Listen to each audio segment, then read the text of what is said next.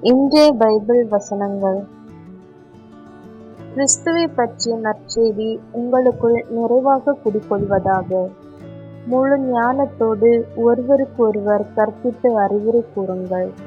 திருப்பாடல்களையும் புகழ் பாக்களையும் ஆவிக்குரிய பாடல்களையும் நன்றியோடு உளமாற பாடி கடவுளை போற்றுங்கள். கொலைசியர் அதிகாரம் 1 வசனம் 16. திருவிழாவின் இறுதியான பெருநாளில் இயேசு எழுந்து நின்று உரத்த குரலில், யாரேனும் தாகமாயிருந்தால் என்னிடம் வரட்டும், என்னிடம் நம்பிக்கை கொள்வோர் பருகட்டும். யோவான் அதிகாரம் 7 வசனம் 37.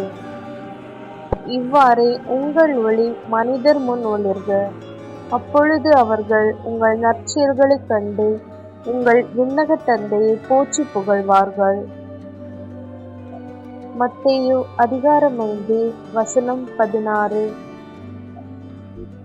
அவரிடம் வாழ்வு இருந்தது, அவ்வாழ்வு மனிதருக்கு ஒளியாயிருந்தது. யோவான் அதிகாரம் 1 வசனம் 4.